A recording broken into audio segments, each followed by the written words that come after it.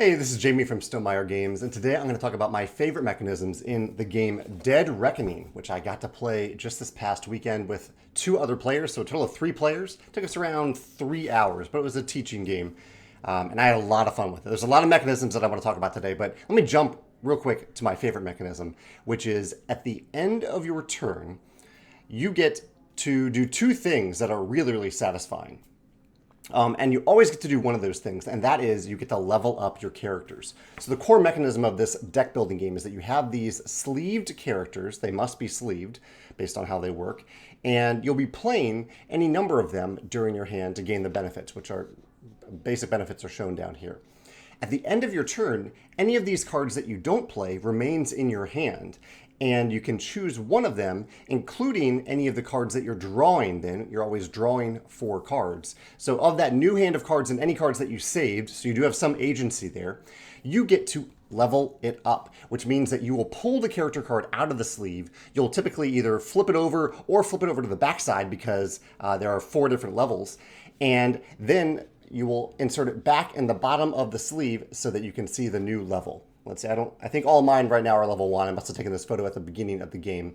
But what you can't tell really from the photo is that this part of the card is actually the sleeve. So this is blocking the other half of the card, which says upside down level 2. And so once I level up this card, I would take out the cardboard portion, flip it over, and you would see the level 2 at the bottom. And level 2 is better than level 1, of course. And then you can flip over the card and get to level 3 and level 4. I love that this happens every single turn in the game. And so it's one of those passive benefits. I love passive benefits in the game where you don't really have to do anything at all. You are just gaining this benefit because the game says you get to gain this benefit. In addition to that, so that's my number 1 favorite mechanism. I love that you get it for free. It's a cool thing. It feels good to level up your characters. It feels good to see them progress over the course of the game. There's almost a little mini narrative that you are focusing on. Like I might say, okay, I'm going to make this crew member really, really good. And the game even rewards you through its objectives for getting several level 4 characters. The other related aspect here of leveling up is actually upgrading your characters. Actually, I don't have a photo of it here, but one of the things that you can do in the game is that you have this big map, and on the map are clear plastic cards that you can gain if you do a couple different things. Usually you're buying them. And if you buy a clear plastic card, you don't have to do anything with it right away, but at the end of your turn, any of the crew members that you used that turn, so any of the cards that you played, you could take one of the plastic cards that you have, or the plastic card that you have, I'm not sure if you're allowed to accumulate them, and you can insert it into the sleeve to give it basically another row of things that it gains. So like instead of gaining, so this says gain 1 good at your port. If I had that same icon on a plastic card, it would show up in one of 3 rows here and it would be added to this character. So you're actually upgrading that character in a different way than when you're leveling up. And each character becomes fairly unique when you do that, because you're assigning these random plastic cards to it.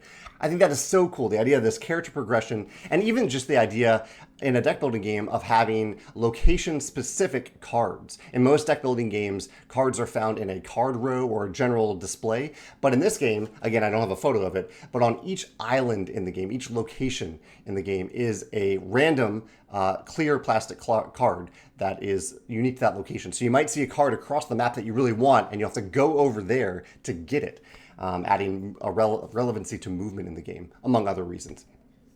The other big thing, I'll hit a few highlights in a second, but the other big thing that I really enjoyed, I don't always love combat in game, but the combat in this game is just so much fun. Basically, you are dropping cubes based on the number of cannons that you have into this cube tower, and they are splashing out. I don't know if you can tell in this photo here, but this is a dual layered mat. And so these cubes are falling out of this tower and then kind of wedging in these various benefits, some of which determine if you win the battle. Some of them give you goods. Some of them deal damage to your opponent. What am I missing here? I think those are the main core things. And so you're always getting good stuff when you go to battle. It's just really, really satisfying. Like there's very little, there are bad things that can happen. So your ship can sink. You can take damage from your opponent if you fight an active opponent. Or even if you fight a merchant ship. But it is so satisfying, and generally you're getting all this good stuff from it. And it's just fun. Like it's really, really fun. It's just over the top component, but it works, and I just had a blast with it. Like, I really normally do not pursue combat in a game, but I was having so much fun with this mechanism, and I also didn't feel like I was hurting my opponents by doing it. That I kept doing it over and over again. I was like looking for merchant ships on the board, which appear on those clear plastic cards. I was looking for them so I could attack them. Yeah, love this attack system, or this combat system. The last thing that I really enjoyed about the game, among other things, is the completion-based achievements in the game. This is very similar to Scythe. In fact, I think the designer mentioned my game Scythe in the rulebook, which was flattering to see. But basically, the game is encouraging you to complete 4 different things. You can complete up to 6, but the goal is to complete at least 4 of them. That triggers the end of the game. And they are things like winning a certain number of combats. One of them says spend 12 goods to get this achievement.